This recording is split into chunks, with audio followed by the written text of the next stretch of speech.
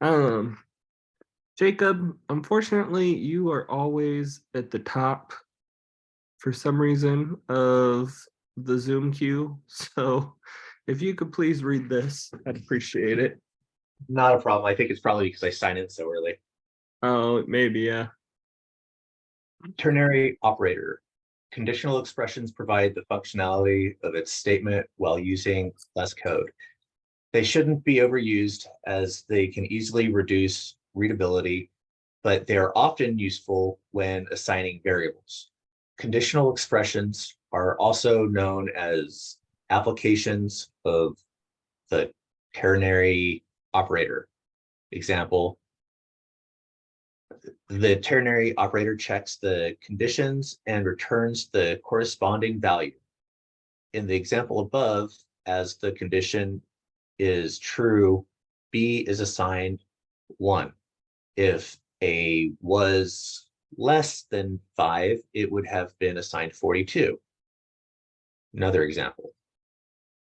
The ternary operator is so called because unlike most operators, it takes three arguments. Sorry. All right. So with this one,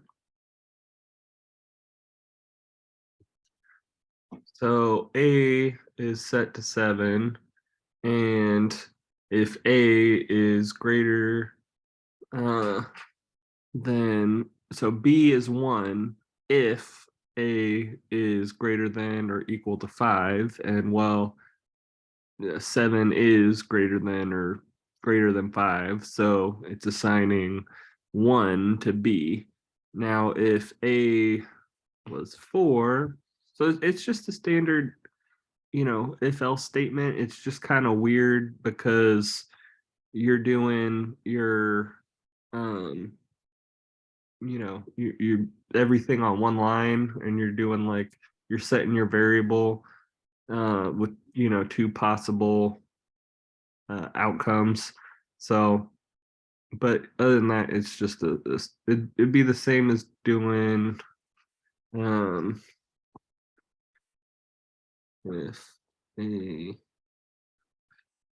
then equal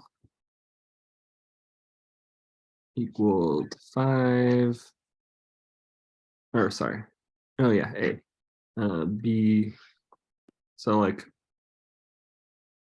yeah, B equals 1, else B equals 42. It's the same thing as doing that. It's just on one line. So any questions about that? Okay. Go ahead and start the give me my money. And once you're done with that, raise your hand.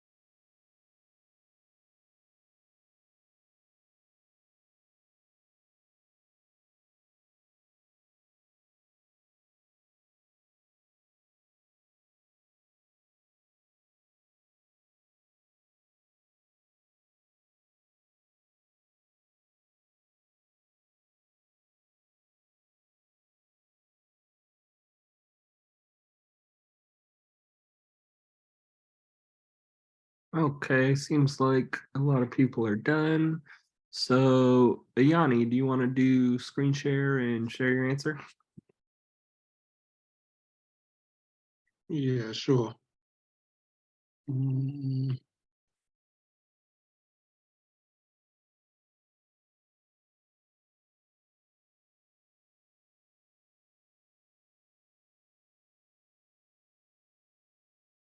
I just basically just did it the tried to do it the easy way, the best way I Mhm. possibly could. The only thing that I had to put down was this code here with the money underscore left equals balance to two dash two underscore cash. And I added the if and then the and then the else error. And Okay. then Yeah, good. Good I job. put, yeah, I just ran it. Did anybody else do it different and wants to share? Did anybody is anybody having trouble and needs help before we move on?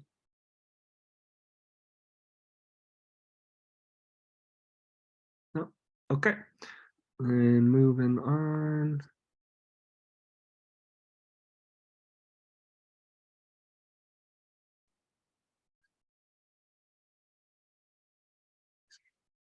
What is the value of b?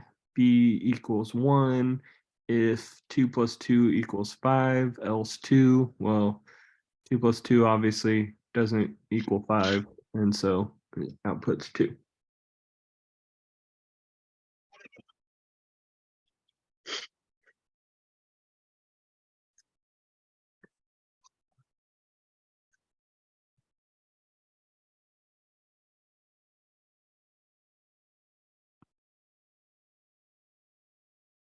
Okay. Tim, can you read this one?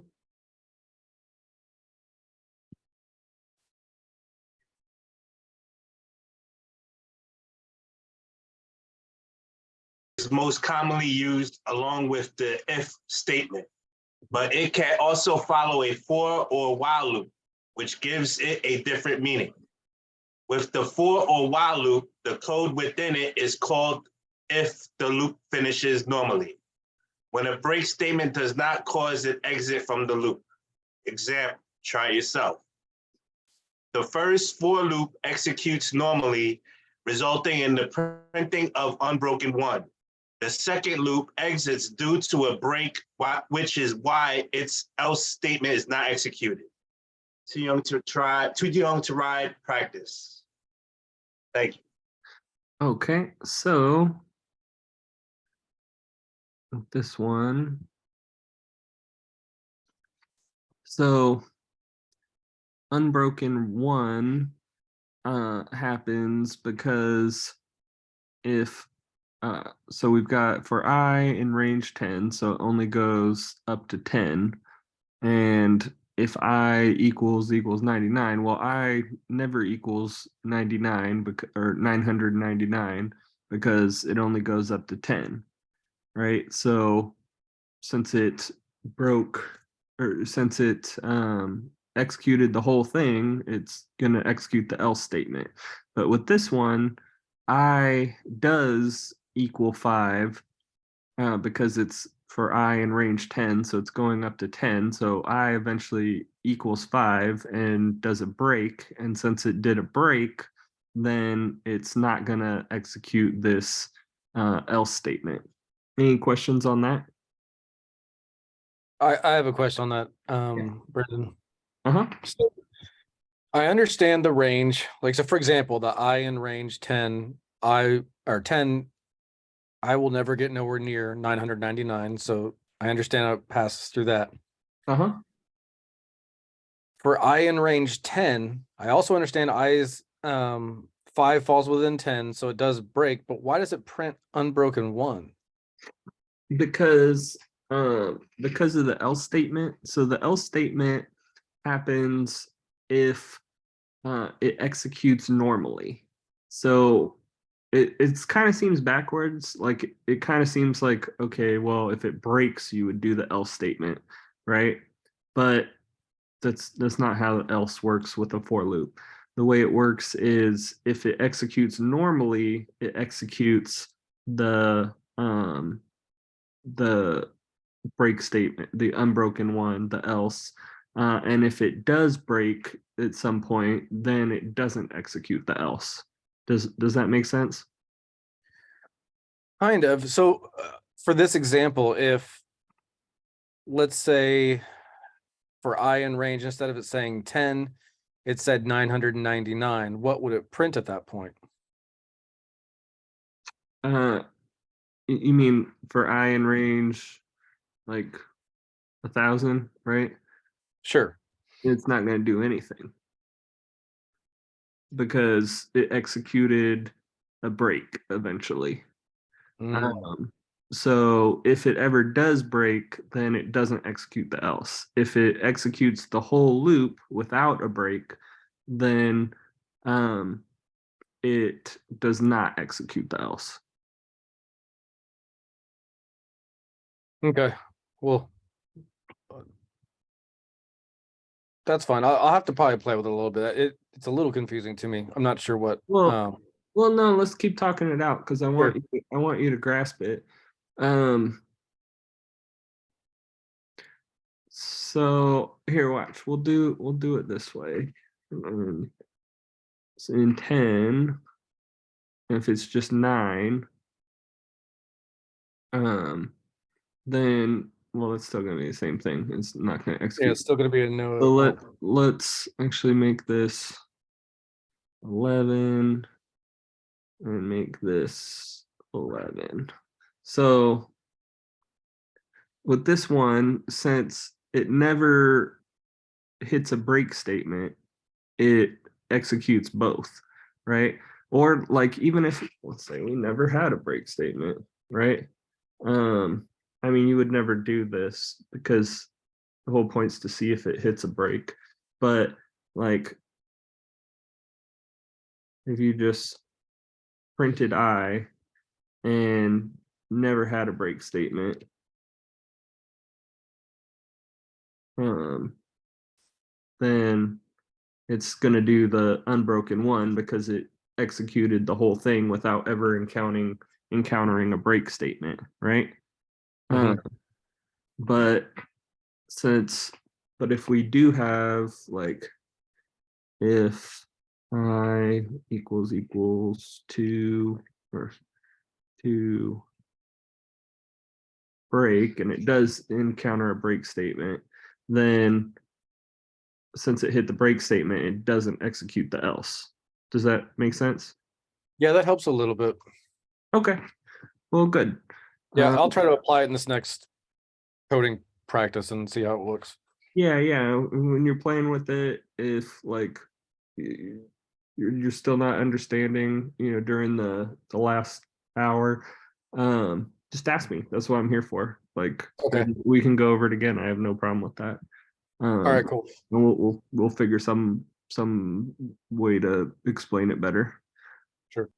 All right, so go ahead and do the practice, the too young to ride, and raise your hand when you're done.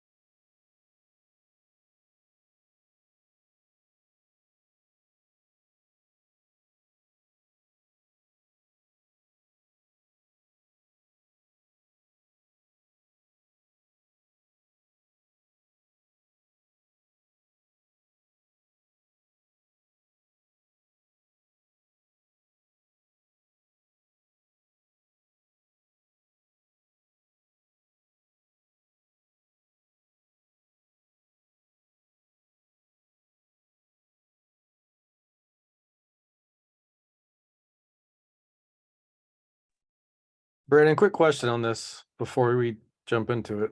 Yeah, what's up? If I'm getting an error that says, or well, let me read it real quick. Can you do screen share? Yeah, sure. Thanks.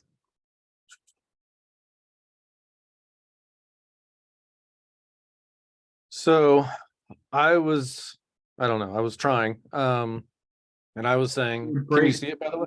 Your break is outside the loop. That's what I keep getting an error, and I don't understand what that means. Well,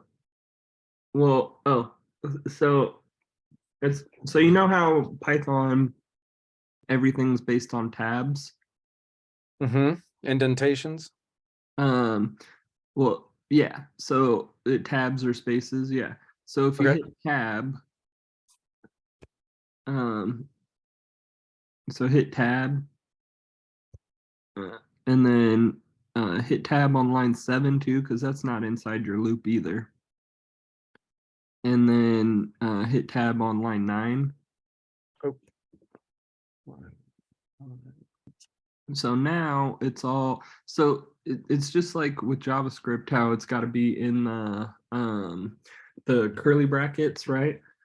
Well, Mhm. with Python, it just has to be in the correct tab order, right? Um, so so for your while loop, if it's all everything that's tabbed over is in tabbed over 1 is in the while loop, but then that line 7, you've got an if statement. So your if would normally have the curly brackets in JavaScript too, right? So Mhm. it's got to tab over 1 more time to be there. So now go ahead, hit run. You might have an issue of where it's located, but it's at least tabbed over, right? So oh, and you don't need you don't need the in. You just need if age. Get rid of the I. Just if age, and it's got to be 16 equal to 16. So change the 15 to 16. Oh wait, actually, no, you're right. I Because was gonna say I'm all confused now. Then yeah, it's 15 because I just did less than 16 is why. But okay, go ahead and hit run. all right, I was close. And there you go. Yeah. All right, appreciate it. The in is mostly for like looking in lists, or I mean you can look in strings to see if the letters in there, but generally you're just using the in for like searching a list or whatever, right? And the Okay, I, my thought process on that is that we have a list of ages or an array of ages that were inputs, and that's why we were going to look in the list. But is that not correct in this case? right, just because if because you were just checking that individual age. If you wanted to check the ages, you could say if age in ages, because age, or no, sorry. If, let's see, how would you check that? If, I guess you would do a for loop to iterate over it, but we're already doing a while loop to iterate over Yeah. everything. So it just makes more sense to just do it that way. So Cool. Okay. anybody else have questions on this one, or anybody still stuck and need help? No, so everybody's Yeah, I mean, mine is partially running, but from what it looks like, I might just have it out of order. okay. Can you go ahead and hit screen share, Roger? Yeah. And then I'll get to you, Peter.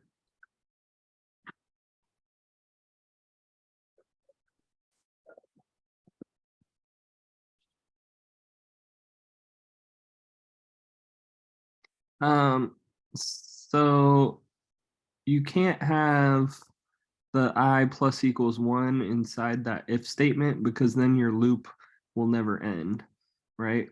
Okay. So you just need to untab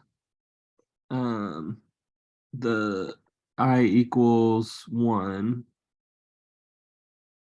And then untab the ages.append age. And then hit run. And oh, you got to capitalize the G and get ready. I did. Okay, and hit run. And there you go. All right.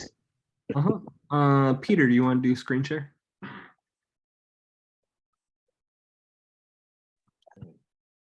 Or is my screen? No, what? I just got stopped away. I don't know what I'm doing. Okay, here somewhere. Okay, hit run. Let's see what happens. Oh, it's because you need the else. So add at the bottom, print get ready on line 12.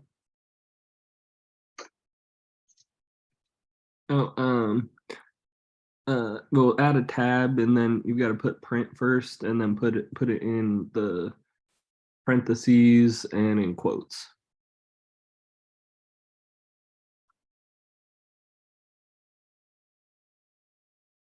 Okay, now hit run.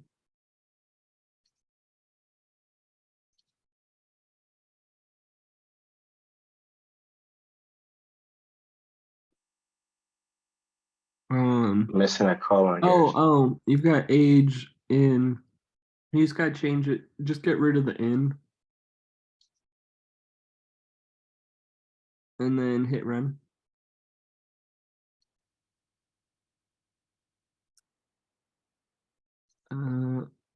We didn't have the break statement. So hit tab and then break and now hit run.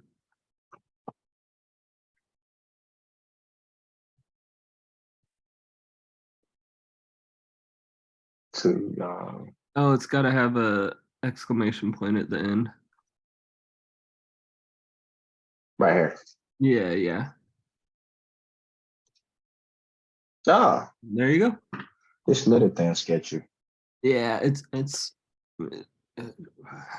I know I've said this 1,000 times, but it's because y'all will see, like, as you're coding, it's never something like huge, like where it's like you just did something all wrong. It's always like Right. you missed a comma or like something little and stupid. Right. But anyway, is anybody else stuck on that one? Need help? Nope. And you guys all understand it? Don't need me to explain it more or anything? I mean, I wouldn't mind if you we go over that again. Okay. One more time. Yeah. So did you want me to go over this particular question or over else in general? This particular question. Yeah. Okay. So what's happening here is it wants us to if the ages are all above 16 or 16 or older, then it wants you to print get ready. If any of the ages are too young, then it wants you to print too young. So technically,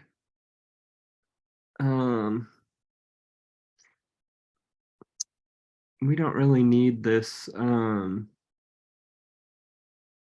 age append. Hold on. Technically, we don't need this ages.append. And actually, I shouldn't have had that in the else statement. Because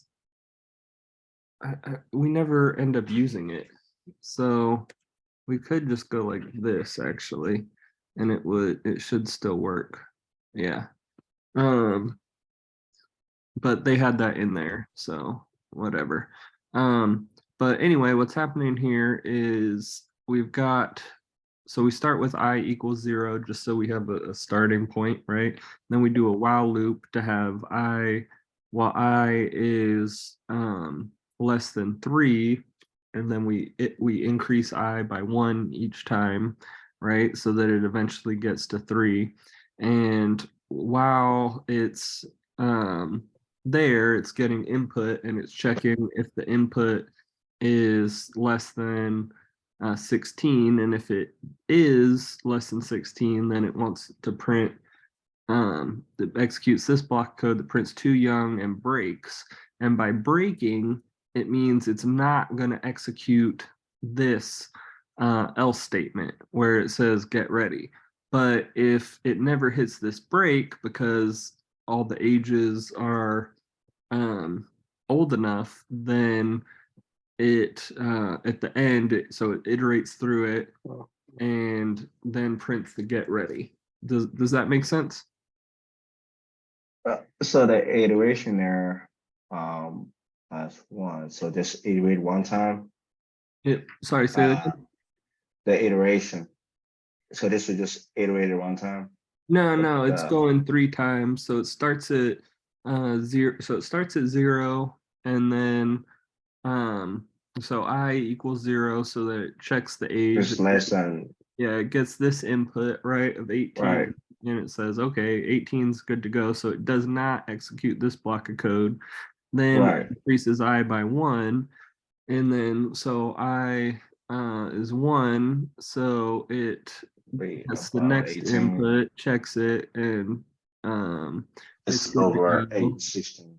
Yeah, it's good to go. So it never executes this. And then now I is 2, and it executes that one, and it checks 19. 19's good to go, so it doesn't do anything.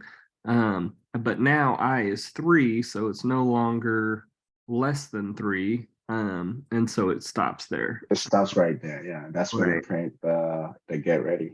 Yeah, because all those ages were good to go. Does that make sense? Yeah. Okay, well, good. All right. Anybody else have any questions on this one? Okay. Well, moving on. What is the largest number this code prints for I in range 10? If I is greater than 5, then print I and then break. Well, once I, so it's printed, so it's 6, or sorry, it's once it's gotten to 6, then it's gonna execute the break, and so it's not gonna go anymore. So let's see. Roger, can you read this one?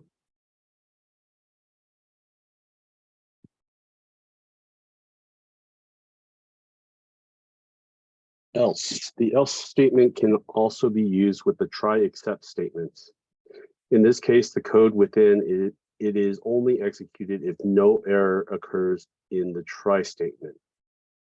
Run the code and see how it works. Okay.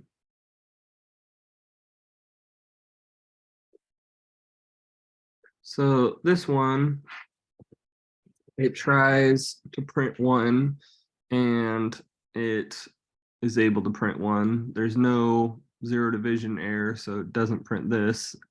And since there was no error, it printed 3, right? Then we come down to this one, we try and do a we try and print 1 minus 0. Well, you can't divide by 0, so you get the 0 division error, and it prints 4. But since there was an error, it's not going to print the else. So, I mean, you could kind of do the same thing by just adding print 3 right here, getting rid of this else. but whatever. If you want to add the else and have it print if there's no errors, then great. I can't really think of a use case for that.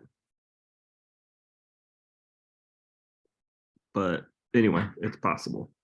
So, all right, go ahead, answer the next question.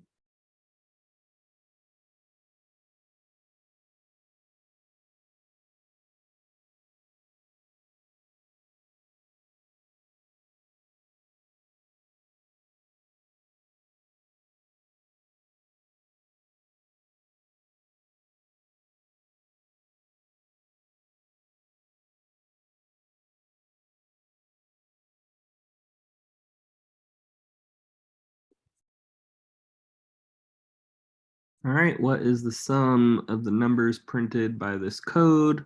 So it prints 1 and then print 1 plus 1 equals 2. Well, that's a string, so it's not going to be able to add. So it's going to get a type error. And so it's going to print 3. And since it had an error, it's not going to print 4. So all it printed is 1 and 3. And if we sum those together, we get 4. Any questions on that? So anyway, long story Can you, short. yeah, can you repeat that again? I think I missed the last few sentences. Yeah. So, okay, so we've got this try and accept, right? And first we print 1 because there's no problem just printing 1. That's not going to give us any error. But then once we got the error, but then once we came to this line, we got an error because you can't add the integer 1 with the string 1 to equal integer 2. You'd have to put int, and then the brackets, or then the parentheses around that in order to change that to an integer. And Python doesn't just automatically convert strings to integers for you like JavaScript will.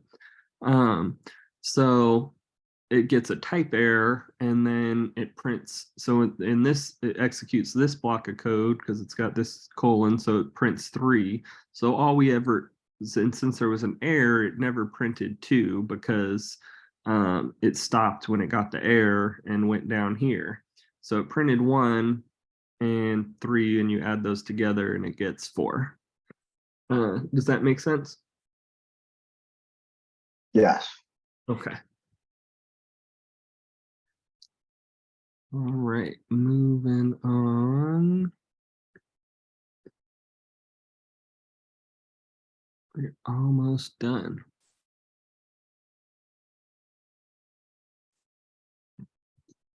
Mike, can you read this one? Main. Most Python code is either a module to be imported or a script that does something. However, sometimes it's useful to make a file that can be both imported as a module and run as a script. To do this, place script code inside if _name _ equals _main _. This ensures that it won't be run if the file is imported. When the Python interpreter reads a source file, it executes all the code it finds in the file. Before executing the code, it defines a few special variables. For example, if the Python interpreter is running that module, the source file, as the main program, it sets the special _name variable to have a value of _main_. If this file is being imported from another module, like name will be set to the module's name. Okay, so basically if you're on the main page,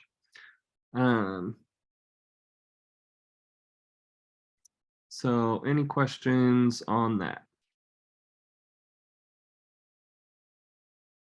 Okay. Go ahead, answer the next question.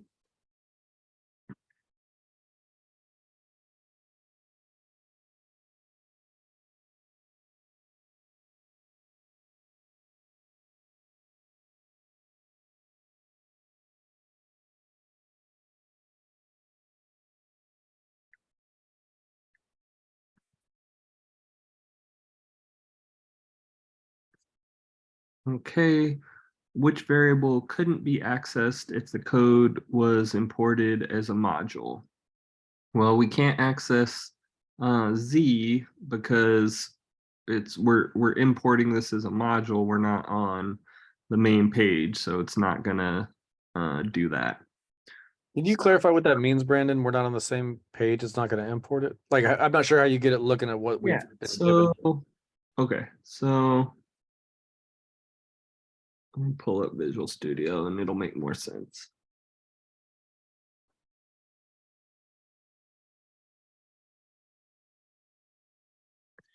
Okay, so if we're on the main page, then it knows that we're on the main page, right? And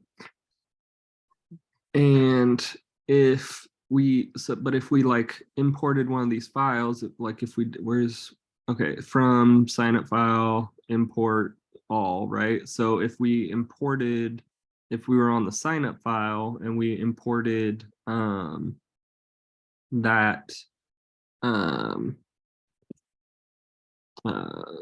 module and we were there and we ran that if name equals main, well, what if from that sign up file from a different file than the main file, then it's not going to execute this block of code because it's not on the main page. Does that make sense? Yeah, that does. Okay.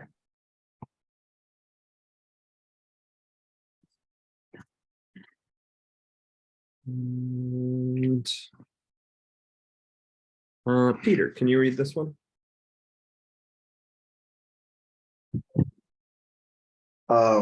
Wait. Hey, if main, if we save the code from our previous example as a file called Sololearn.py, we can then import it to another script as a model using the name Sololearn.py.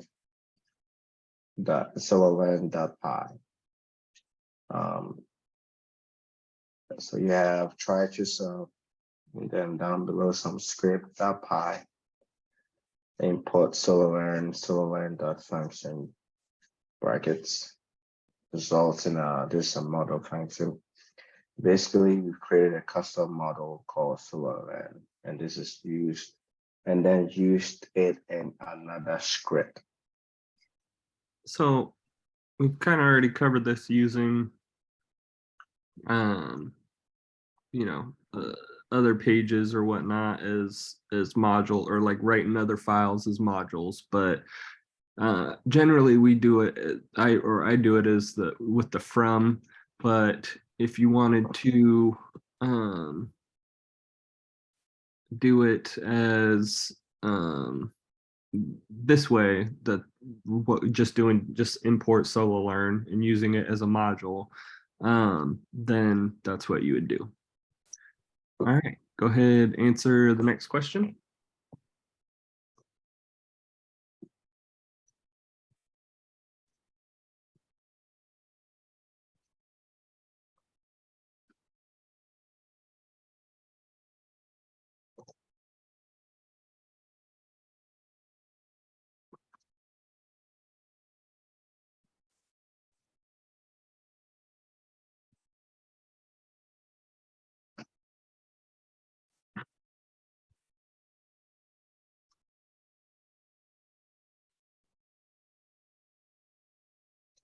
Okay, rearrange the code to print welcome if the script is imported and hi if it is not imported.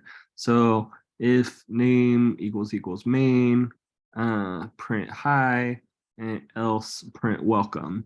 Because if we're saying if name equals main,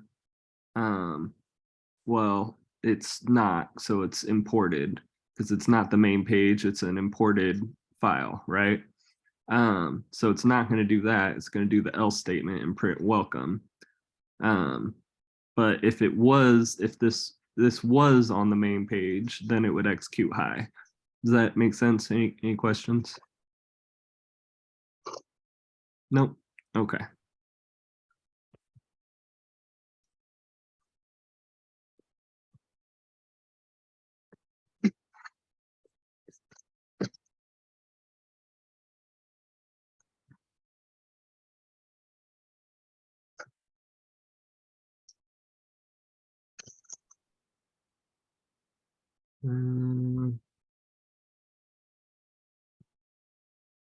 Brian, can you read this one?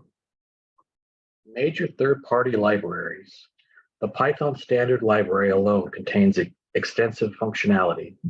However, some tasks require us to use of a third-party library. Some major third-party libraries, Django is the most frequently used web framework written in Python. Django powers websites that include Instagram and Discuss. I don't know what that is. It has many useful features, and whatever features it lacks are covered by extension packages. Cherry, Pie, and Flask are also popular web frameworks. For scrapping data from websites, the library Beautiful Soup is very useful and leads to better results than building your own scraper with regular expressions. While Python does offer modules programmatically accessing websites such as URL library, they are quite cumbersome to use. Third-party libraries requests make it much easier to use than HTTP requests. So we've worked a lot with third-party modules already, like well, Web App 3 and Flask are all third-party modules. Some of the built-in ones are random, time, regular expression. Google Cloud is a third-party module. So you've worked with them a lot, but so I don't think we really need to go over too much over this. Like, you guys know how to install it, doing pip install in order to install the third part. Well, I kind of walked you through that. But anyway, well, they'll probably go over pip install. So go ahead, answer the next question.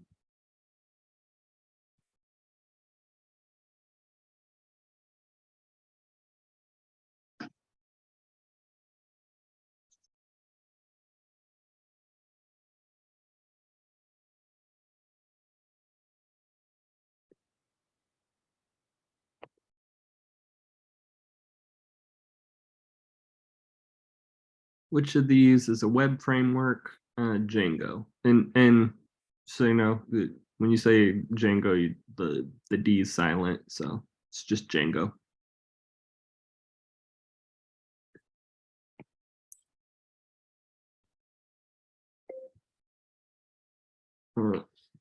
Mark, can you read this one?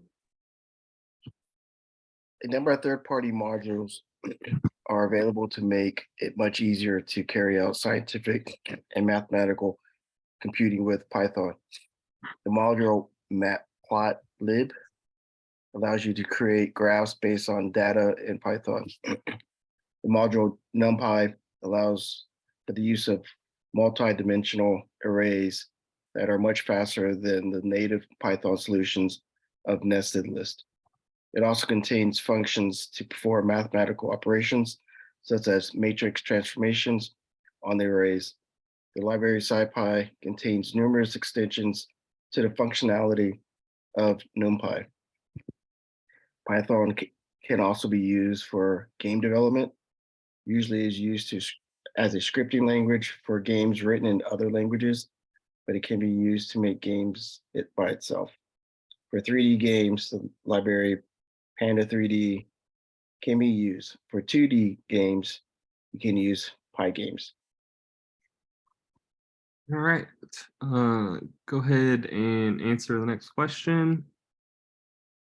And also with this pandas, you're not gonna use that for 3D games because like you're gonna want to make it work for mobile apps too, which I think is possible but complicated with Panda. So you're better off just doing C# or C++ for 3D games.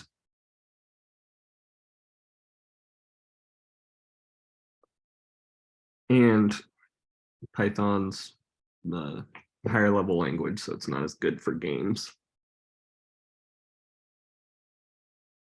Is it possible to use Python on its own to develop games? Yes, but not recommended.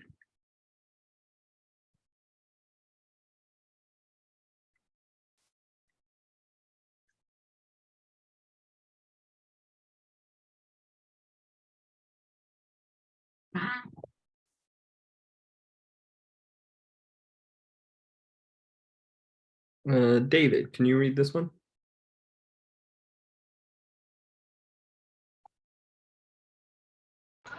I'm still trying to catch up. Oh, okay, no worries. Patricia, can you read this one?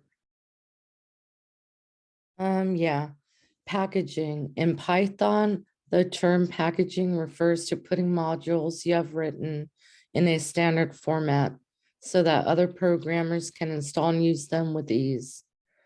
This involves use of the module setup tools and disutils. The first step in packaging is to organize existing files correctly. Place all of the files you want to put in the library in the same parent directory. This directory should also contain a file called initpy, which can be blank but must be present in the directory. This directory goes into another directory containing the README and license, as well as an important file called setup.py, example directory structure. And then you can place as many script files in the directory as you need.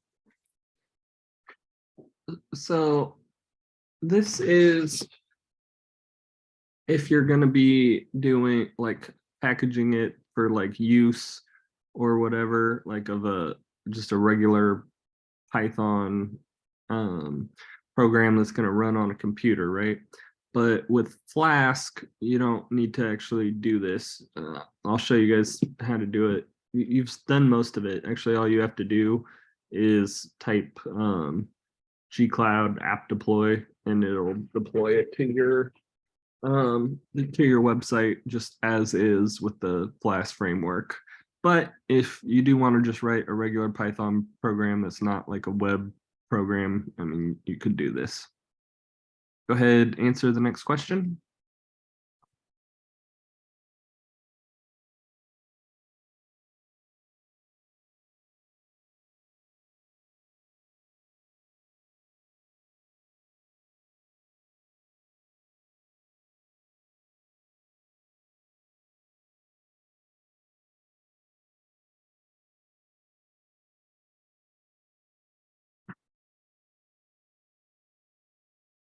Okay, which file is placed in the directory to make it a package? The init.py.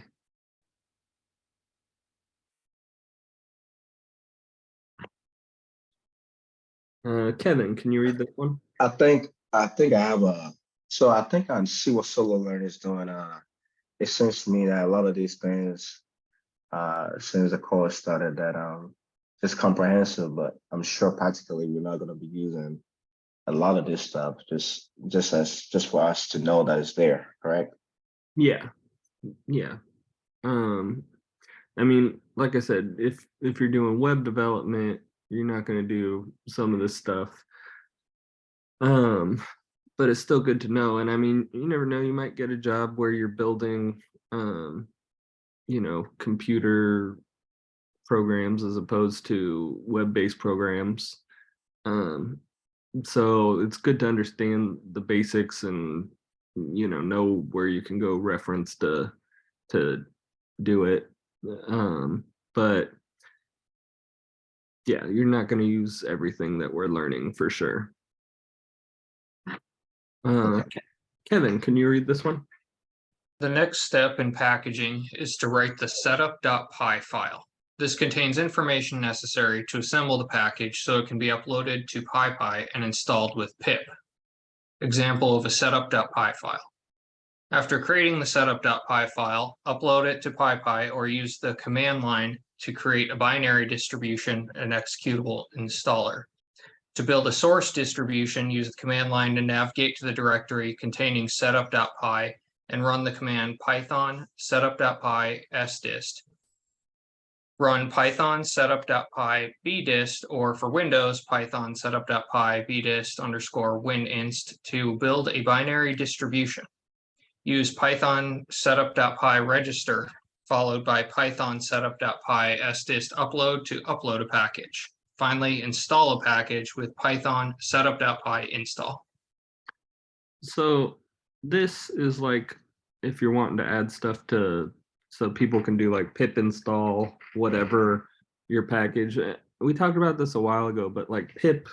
So if we go to PyPy, this is all the third-party modules in Python are right here, and there's, you can see 4 million releases, so that's like versions of different ones, and then 446,309 projects. So there's a lot out there. You're definitely not going to use all of them.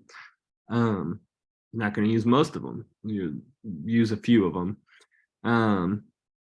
But yeah, if you want to add something for other people to use, you can do that. And generally, it's good to also add a GitHub page. Like when I built Web App 3 and added it here, and I also did a GitHub page for it. So yeah, if you want to make stuff for other people to use for free, then add it here. All right, go ahead, answer the next question.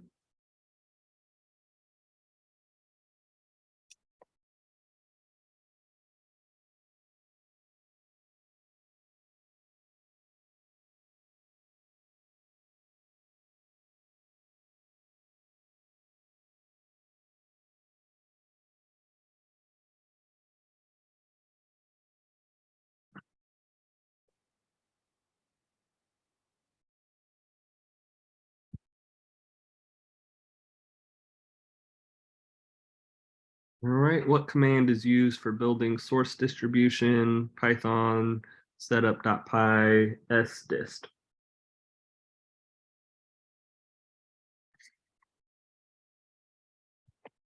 So let's see how much further we have. We can finish today. Yes, let's just finish out Python today. All right. What's next after Pi? SQL, SQL. Now, the SQL, right? Is it a standalone or is it part of Python? Because I know there are different SQLs out there. See what I'm saying? SQL is structured query language. It's like the basic code that you write, like, you know, when we use like select star from, you know, basic or whatever, like that's like SQL. That's the language. But then there's lots of different ways to use SQL. There's MySQL. There's what's it called? Well, SQL Alchemy, but then in the major ones, the SQL or SQL Server from Microsoft. Right. But those are like what's going to be managing your database, right? But the SQL itself is just the language. Like whether you're using MySQL to manage your database, if you're using a NoSQL database like Google or whatever, like the syntax is the same. And that's what SQL is. It's not what manages it, it's just the language. Does that answer your question? Yeah. Thanks for clarifying that, because I knew that Microsoft and other companies had some form of SQL, so I wasn't sure if it's more a standard or Yeah. different for every product. Yeah. Right. The language is standard. except for when you use NoSQL, like Google sometimes tweaks it a little, but for the most part, it's the same. But yeah, like Is that what people when people use what's that? Is it what's the other one? Is it Access Visual Studio? No, not Visual Studio. Access. What was that thing that they use? This program that they use. Must be a Microsoft program that they use. Must be Access. That you know that program that writes SQL. What they use? It's a database program. I think it's Microsoft product. I forgot what it's called. it sounds familiar. I don't It's remember what it yeah. is. It's I think Um, it's but yeah. Anyway, so long story short, SQL is just like the commands you're going to be typing into whatever you're using to manage your database. So yeah. All right.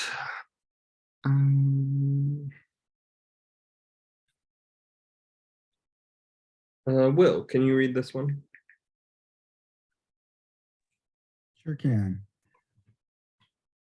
The previous lesson covered packaging modules for use by other Python programmers. However, many computers users who are not programmers do not have Python installed. Therefore, it is useful to the package scripts as executable files for the relevant platforms such as the Windows or Mac operating systems. Sorry, the dog's on me. Let's see. This is not necessary for Linux, as most Linux users do have Python installed and are able to run scripts as they are. For Windows, many tools are available for converting scripts to executables. For example, Py2 execute can be used as a package. A Python script along with libraries, it requires it to a single executable Py installer, and CX freeze serves as the same purpose. For Macs, use the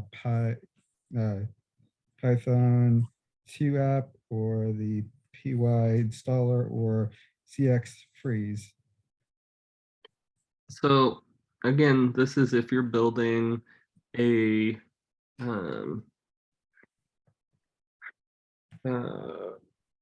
actual computer program that's just for a computer, not for the web. But if you want to use one of those, you then just Google it and then go to their, web page, and it'll help walk you through whichever one you want to use. So go ahead, answer the next question.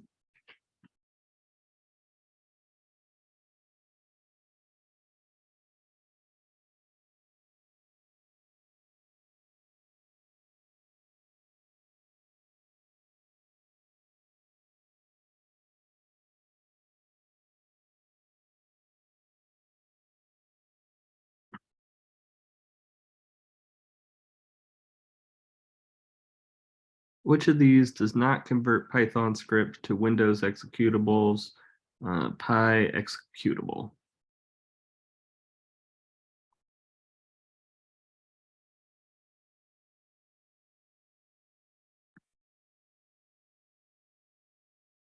Do I do this one? Yeah. All right, now we just have the quiz and we will be done with Python. So go ahead and answer the first question on the quiz.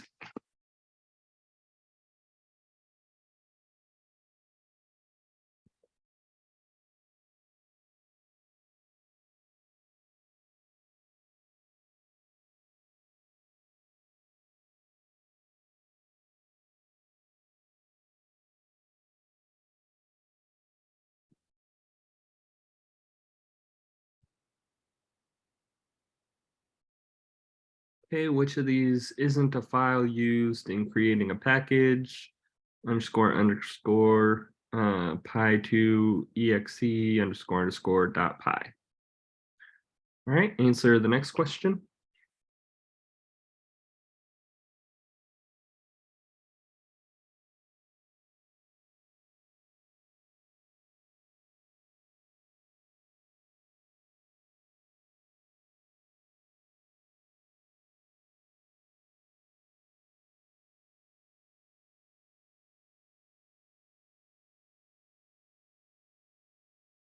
All right, what is PEP 8? Guidelines for writing code. Answer the next one.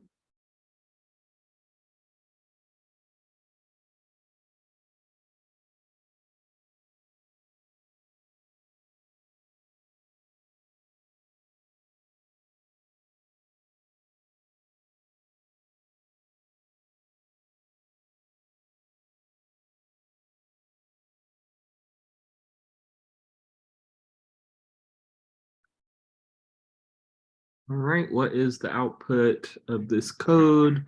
Def function, keyword args with the star star in front, and then print keyword arg 0, and then we're getting the function, passing in a equals 0, and then 0 equals 8. So then the output is 8. Go ahead, answer the next one.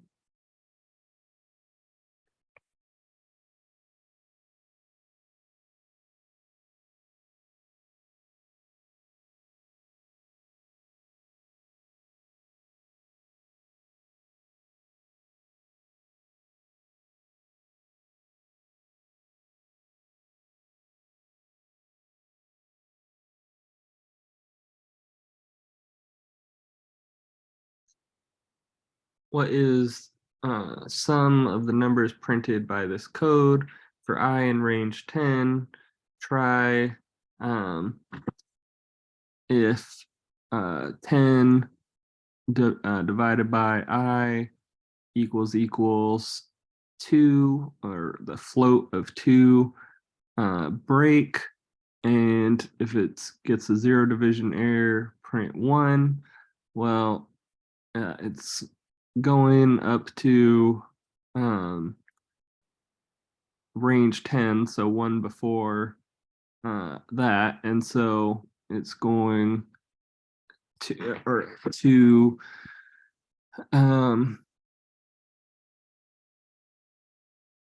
wait, hold on. Yeah.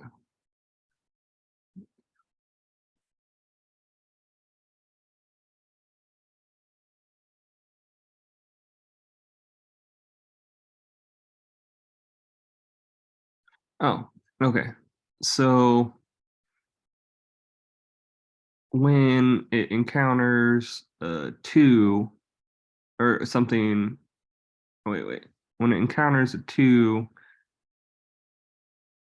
it's but that's a float. Anyway, it's 9. So, all right. Fill in the blanks to swap the variable values with. Oh, darn it! All right, I already skipped that one. Okay, so this is with tuple unpacking or packing. So we did a, and then the comma, and then b equals b, and then a. So that's going to combine it to a single statement. All right. So go ahead and get started on this and raise your hand once you're done.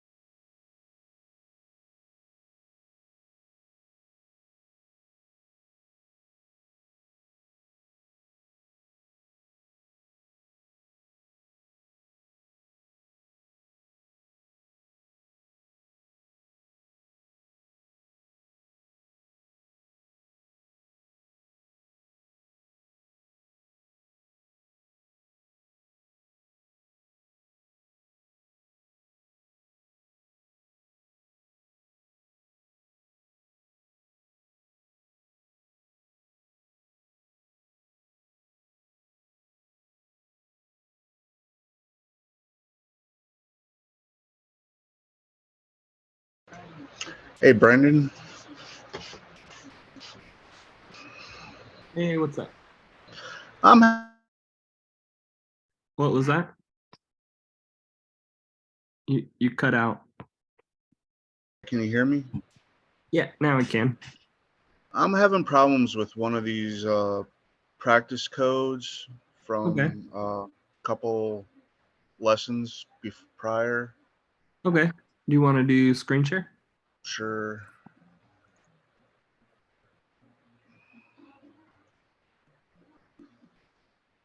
I can't figure out what I'm doing wrong here. Okay. So, oh, I don't know. I've got min age. So get rid of the min before age on line 6.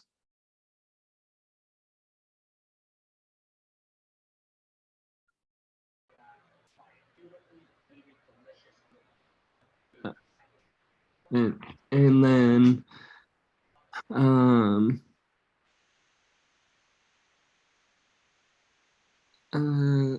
go ahead and hit run.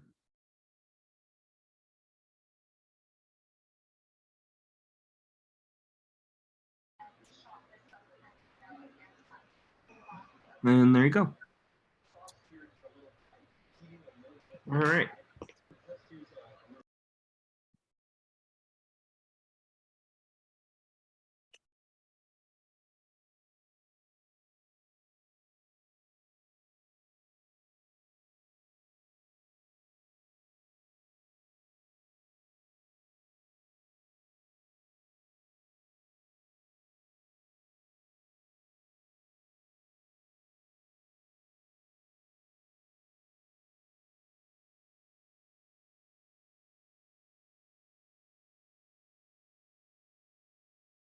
So once you finish this one, go ahead and print out your Python certificate, and then go ahead and practice all the stuff we did today. And then once you're done with that, go ahead and work on your resume project.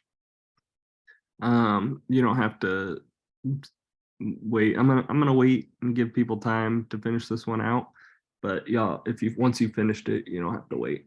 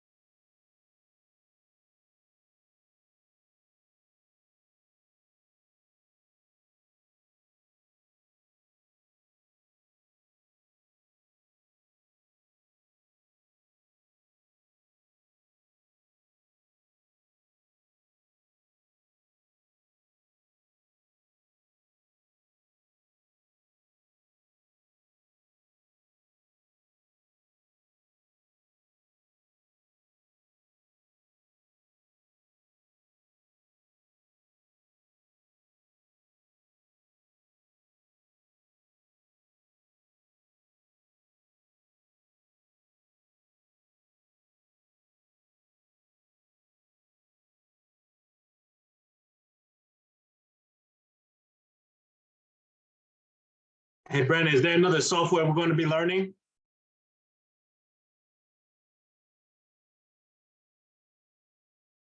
Yeah, so we're gonna do SQL, and then we're gonna move on to C#, and C#'s a lot like Python. It's a backend language, but they just add so much more complicated stuff that is unnecessary, quite frankly. Is but it SQL intermediate or is it SQL only? hold on, Or introduction SQL? I gotta look. Give me one sec.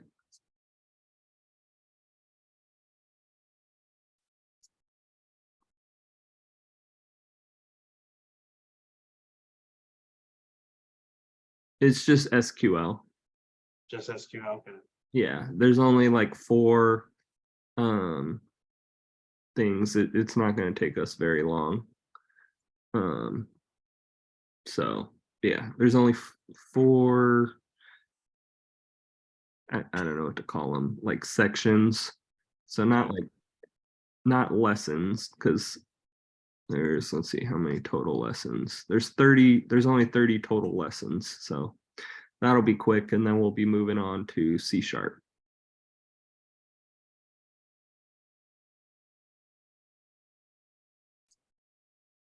So tomorrow we're doing SQL Uh-huh. introduction to. I'm just No, loading it up. it should just say SQL. Here, I'll do screen share and show which one it is.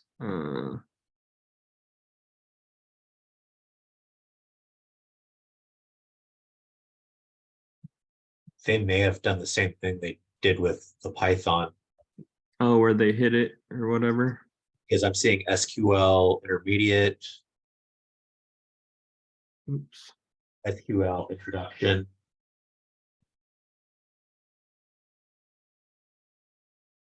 There's not this one. I'm not seeing just a SQL now. Huh. All right. Well, then let me look at intermediate and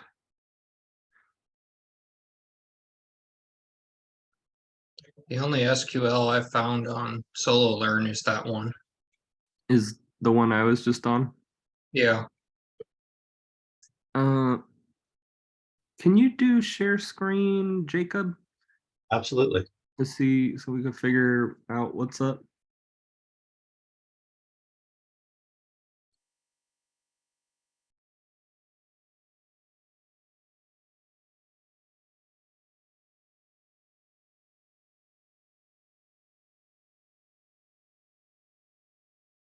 I got to the catalog. Got introduction to Python. Go up to the top. Oh, okay. So you do have all courses selected. Yeah. Okay. Okay. Keep going. So there's the introduction to SQL. Mm-hmm. You go down.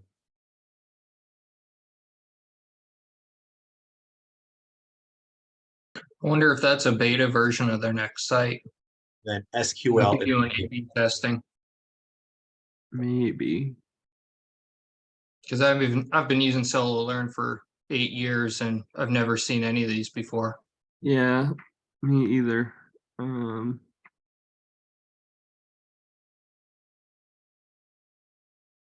then it stops. Okay, go up to the top. Well, here's a list. Would it maybe be down here? SQL. Yeah, I'm only seeing they must have done the same thing that they did to Python, where they like eliminated it. But go to the top. Okay. Or down a little bit, like to where it says like, oh, okay. Click to the right. Oops. It doesn't have, okay, it doesn't have a section for SQL.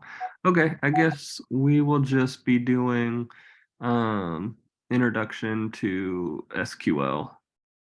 So this one, and then we'll probably bleed off into the intermediate. No, we don't even need to do all that, because what you're going to be doing with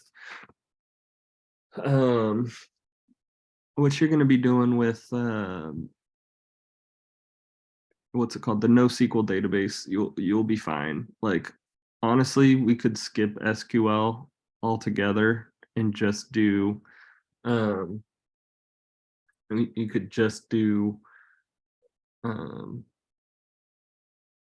nothing, and I could just explain like select star from basic where blah blah blah, like that's what you're going to be doing 90% of the time, and maybe adding some more, some where and then more to the where statements. But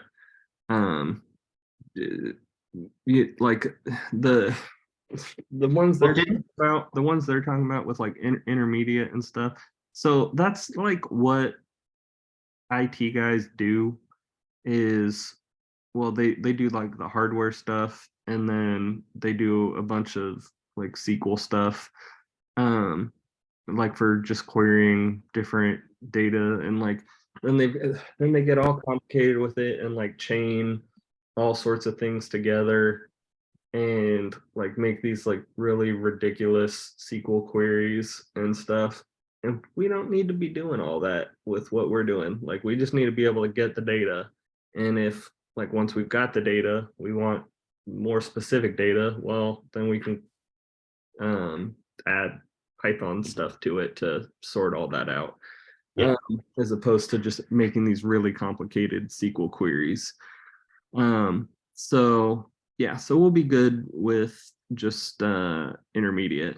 And if you want to do the, or sorry, not intermediate, introduction. If you want to do intermediate on your own, by all means, but I don't see it as necessary. Well, didn't we bypass this weird thing last time by I think like you sent a link to the original? Yeah, I could do that, but Just do this. yeah, it's whatever. It'll just be easier, and we don't have to send the link to everybody. And Okay.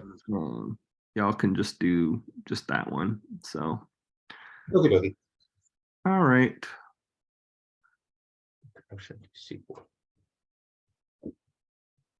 Huh? It's weird. On mine, it doesn't even show that one though.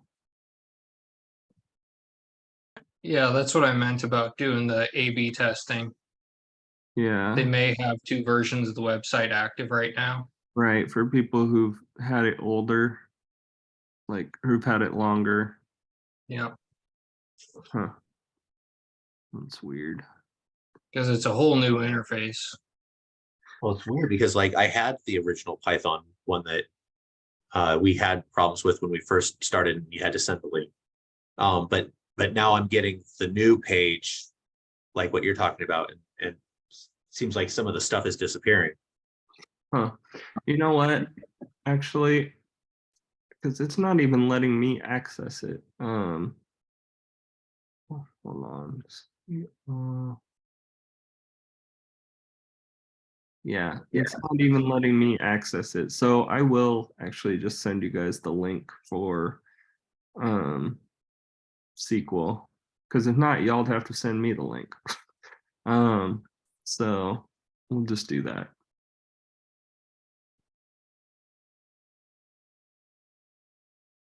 Hey, Brandon, I'm gonna head out a few minutes early, okay? Sounds good. Have a good one. All right. See you Thank you. tomorrow. Bye. So are y'all stuck on this one? Having issues? Anybody have any questions?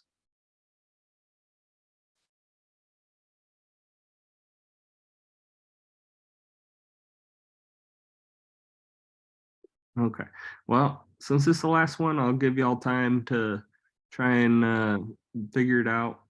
And once we got some people figured it out, then we'll go ahead and go over this last one. But make sure to raise your hand once you've got it figured out, and don't cheat. Don't like Google or whatever.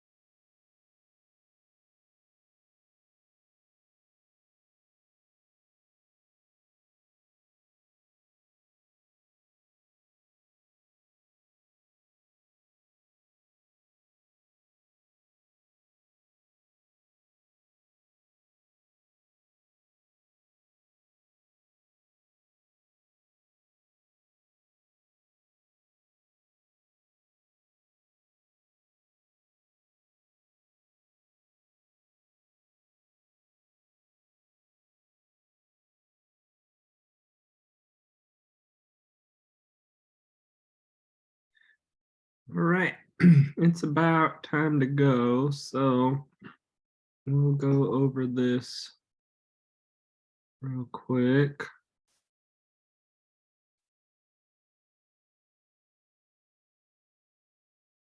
So for this one, they want us to take the words and to put a dash in between them and return them and print it as one word. So what I did here is it took arg, so however many words they end up sending, then iterating over it, and if so you don't need a dash in the first one, so I just put this if true, then or I put first is true, so if it's the first time, then just change first to false because it's no longer the first time. And then so each of the other times it's going to add the string, it's going to add a dash, and then the current word. So the first one is going to add the word, and then each other one is going to add the dash and then the word. So yeah, that's that. Go ahead and print out your Python certificate, and I will see you guys tomorrow. Have a good one, guys. Bye. Bye.